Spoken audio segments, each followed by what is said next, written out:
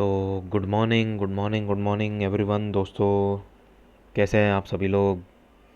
आशा करता हूँ आप सब खुश होंगे, पढ़ाई कर रहे होंगे, मेहनत कर रहे होंगे, है ना। तो चलिए, बिना किसी देरी के करते हैं शुरू आज का एक नया आर्टिकल। देखिए दोस्तों, आज का जो आर्टिकल है, सॉरी, आज का जो एडिटोरियल है, उसको डिस्कस करने के पहले मैं आपको कुछ और दिखाना चाहूँगा। एक थोड़ा सा बेसिक कंटेक्स्ट देना चाहूँगा कि आज का जो आर्टिकल है हम लोग किसके ऊपर चर्चा करने वाले हैं।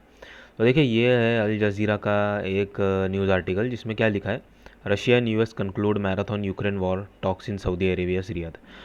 दोस्तों, क्या हो रहा है ना, सऊदी अरेबिया में जो है अभी पीस टॉक्स चल रहे हैं। किसके किसके बीच में? यूक्रेन और रशिया के बीच में। ठीक है। तो ये जो पीस टॉक है, ऑब्वियस सी बात है, इसका कुछ अभी तक आउटकम नहीं निकल पा रहा है कि एक्चुअल में होना क्या चाहिए। क्या यूएस स्टांस लेगा, क्या यूक्रेन स्टांस लेगा, क्या रशिया उसे एग्री करेगा या नहीं करेगा। तो ये सब चीज़ों पे बात हो रही है। तो उसी से रिलेटेड ये जो है, ये हमारा आज का एडिटोरियल है। ओके। तो बिना किसी देरी के चलिए स्टार्ट करते हैं। तो अ, हमेशा की तरह सबसे पहले इंट्रो टाइटल के साथ, a case for global south in securing the Ukraine piece.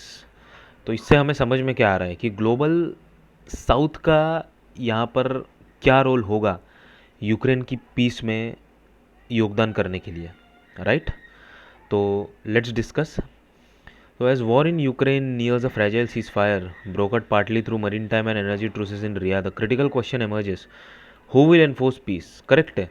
अगर US is mediator between Ukraine and Russia, तो इन दोनों के बीच में पीस डालेगा कौन? सवाल वो है। तो देखते हैं आगे।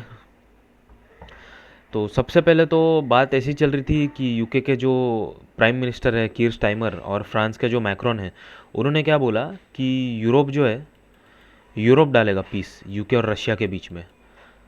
तो अभी आप ही सोचिए दोस्तों, ये वॉर क्यों हुआ था? ये वॉर इसलिए हुआ था क्योंकि यूक्रेन जो है वो नेटो का पार्ट बनने जाने वाला था। तो अगर फिर इन दोनों के पीस ट्रीटी के बीच में अगर यूरोप यूनियन में से फ्रांस या यूके दोनों आ जाए, तो रशिया ये बोल रहा है कि नेटो एफिलिएटेड प्रेजेंस होगा, seeing it as a Trojan horse for NATO expansion. सही बात है। अगर पीस होना है तो ग्लोबल साउथ में से कोई मेंबर रहे या तो मत रहे। मत इसलिए ना रहे, मत इसलिए रहे क्योंकि अगर आप देखेंगे, फ्रांस जो है, यूके जो है, ये सब नेटो का पार्ट है। तो रशिया जो है वो फिर से डाउट लेगा कि भाई ये जो है ये गलत हो रहा है हमारे साथ, ये जो है ये आप, फिर वही वाली बात आ जाएगी ना कि नेटो की प्रेजेंस हो जाएगी, इनडायरेक्टली इनडायरेक्टली यूरोप की इन्वॉल्वमेंट हो जाएगी। तो यहाँ पर ग्लोबल साउथ का रोल आता है कि ग्लोबल साउथ जो है वो न्यूट्रल रह सकता है, क्योंकि ना ग्लोबल साउथ में कोई बायसनेस होगा यूक्रेन और रशिया को लेके। जैसे कि फ्रांस और यूके, ऑब्वियसली वो लोग तो यूक्रेन के साइड ही होंगे ना, because they are members of NATO and also they are supporting Ukraine in this particular war. But global south जो है उसको पीस कीपिंग एक्सपीरियंस भी है। जैसे कि आपको पता होगा, अफ्रीकन यूनियन में, सूडान में, सोमालिया में हमारी जो पीस कीपिंग फोर्स है इंडिया से, बहुत सारे कई लैक्स ऑफ सोल्जर्स जाते हैं वहाँ पर सूडान और सोमालिया में पीस कीपिंग करने के लिए। ब्रिक्स है, ब्रिक्स के जो सोल्जर्स हैं वो भी यूएन मिशन में जाते हैं। और स्मॉलर कंट्रीज जो हैं, चिले जैसे, जो कि ग्लोबल साउथ का एक पार्ट है, तो ये भी एक बहुत अच्छी एक्सपर्टीज़ करना जानते हैं डी माइनिंग पे। अब डी माइनिंग बेसिकली क्या होता है, जैसे कि वॉर में आपको पता होगा ना, बहुत सारे माइंस बिक जाते होंगे, तो उसी को जैसे निकालना हो माइंस को, तो उस पर चिले की बहुत बड़ी एक्सपर्टीज़ है। तो यहाँ पर हमें समझ में क्या आ रहा है दोस्तों कि ग्लोबल साउथ जो है, that is the best option to establish peace between Ukraine and Russia. Peace keeping force जो है वो ग्लोबल साउथ में रहे तो ज़्यादा बेटर रहेगी, क्योंकि एक बायसनेस नहीं रहेगा। और रशिया भी ये बोलेगा कि यार यहाँ पर कोई नेटो का पार्टी नहीं है सपोर्ट करने वाला, तो हमें भी कोई ऐसा प्रॉब्लम नहीं है। करेक्ट है। तो कंडीशंस क्या होनी चाहिए सक्सेस होने के लिए, पीस एस्टेब्लिश करने के लिए, पीस कीपिंग फोर्स डालने के लिए? सॉलिड सीज फायर होना चाहिए, यूएन क्लियर फ्रंट लाइन होनी चाहिए, यूएन सिक्योरिटी काउंसिल का एक अप्रूवल होना चाहिए और नो नेटो ट्रूप्स इन्वॉल्व। ये यही मेन रशिया का कंसर्न है, इसीलिए बात नहीं बन पा रही है। जो अभी आपने ये देखा ना रियाद से रिलेटेड, इसमें यही सब डिस्कशन चल रहा है। तो आगे, India is ideal to lead, correct है जी।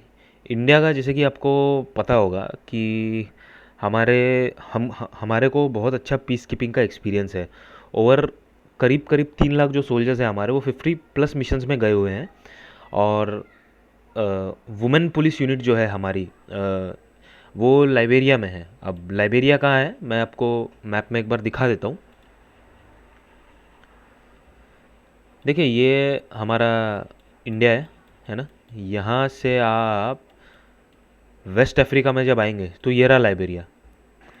तो यहाँ पर हमारी पीस कीपिंग फोर्स है वुमेंस की, जो कि 2007 में गई थी। तो इसमें होता क्या है कि जो ये पीस कीपिंग फोर्स है ना, इसमें एक एक साल में सबको जाने का मौका मिलता है। फिर एक साल में जो वहाँ सर्विस दे चुके हैं वो रिटर्न आ सकते हैं। तो ऐसा होता है। तो इंडिया को मतलब साबित तो ये होता है कि हमारे पास एक्सपीरियंस है पीस कीपिंग करने का, तो वाई नॉट इंडिया। और ऐसा भी ज़रूरी थोड़ी है कि सिर्फ इंडिया को भेजना है। हम लोग तो प्रॉपर ग्लोबल साउथ की बातें कर रहे हैं ना। ग्लोबल साउथ जैसा कि आपको पता होगा, ये पूरा, ये देखिए इंडिया, ये बांग्लादेश, अंटार्कटिका, मेक्सिको, अर्जेंटीना, चिले, ये पूरा ग्लोबल साउथ है। तो ग्लोबल साउथ अगर आ जाता है रशिया और यूक्रेन के बीच, तो वो ज़्यादा बेटर होगा। बेटर इसलिए होगा क्योंकि इससे रशिया को भी एक श्योरिटी रहेगी कि भाई हमारे साथ कुछ नाइंसाफ़ी ना हो जाए, हमारे ऊपर नज़र नहीं रखी जा रही है। और दूसरी चीज़, ग्लोबल साउथ जो है उसे भी एक प्रूव करने का मौका मिल जाएगा खुद को कि भाई हम लोग पीस कीपिंग कर सकते हैं, करेक्ट। तो ये एक स्टांस है। तो इस पैरा में वही लिखा गया है कि decades this countries have had little to say in global decisions dominated by western power, correct है जी। हमेशा ऐसा क्यों है कि यूएस या यूके ही आके ये सारे पीस रेसोल्यूशन को सॉल्व करे। ग्लोबल साउथ में जो बड़े बड़े नेशंस है, इंडिया, चाइना, ये भी तो कर सकते हैं। इससे क्या होगा कि ग्लोबल इम्पैक्ट पड़ता है। ग्लोबल इम्पैक्ट पड़ता है इससे कि भाई ये जो नेशंस हैं ये अभी पहले जैसे नहीं रहे। बिकॉज दोस्तों आप समझिए इस विषय की गंभीरता को, किसी भी दो देश के वॉर को रुकवाना ये बहुत बड़ी बात होती है। इससे आपका नेशन कितना रेजिलियंट है वो पता चलता है, आपके नेशन का क्या पावर है वो पता चलती है, करेक्ट। तो leading the mission would prove global south is not just a bystander but a key player in shaping world peace. And also India's participation would boost its image on a serious global power and show its growing role in diplomacy, correct है जी।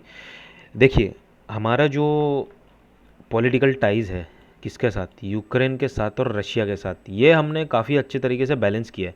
तो I believe कि piece keeping force में अगर India का participation हो जाता है तो वो लॉन्ग टर्म में स्ट्रेटेजिकली इंडिया के लिए भी अच्छा होगा, प्लस रशिया और यूक्रेन के बीच में भी पीस एस्टैब्लिश हो सकती है। Because Russia is an ally of India, right. तो इससे क्या होगा कि एक ये मिल जाएगा रशिया को, एक एश्योरेंस मिल जाएगा रशिया को कि भाई ये जो है ये पीस कीपिंग फोर्स जो है यहाँ पर ये न्यूट्रल है। तो आज का जो आर्टिकल था दोस्तों वो इतना ही था। और हाँ, जो लाइबेरिया में जो हमारे वुमेन फोर्स का पार्टिसिपेशन है उसके बारे में मैं थोड़ा सा एक्सपांड करना चाहूँगा। और वो एक्सपांड करना ज़रूरी इसलिए है क्योंकि इसके बारे में आपको पता होना चाहिए। ये आप वुमेन एम्पावरमेंट में लिख सकते हैं। तो ये देखिए, ये सीआरपीएफ की जो वेबसाइट है यहाँ पर अच्छे से उनके मिशन के बारे में दिया गया है ना। तो इसको आप ज़रूर गो थ्रू करिएगा। एक बार गो थ्रू जैसे आप कर लेते हैं ना तो आपको एक मोटा मोटी आइडिया मिल जाएगा अच्छे तरीके से। तो दोस्तों आज के लिए बस इतना ही मेरे तरफ से। तो भी तो मैं क्या चाहता हूँ दोस्तों, आप नीचे ज़रूर कमेंट करके बताइए कमेंट सेक्शन में कि आपको मेरी वीडियो कैसे लगी, एक्सप्लेनेशन का स्टाइल कैसा लगा, और मैं क्या ऐड कर सकता हूँ अपने एक्सप्लेनेशन में, और मैं क्या इम्प्रूवमेंट कर सकता हूँ। And that's it, have a great day everyone. This is Prateek Sahu signing off. Thank you.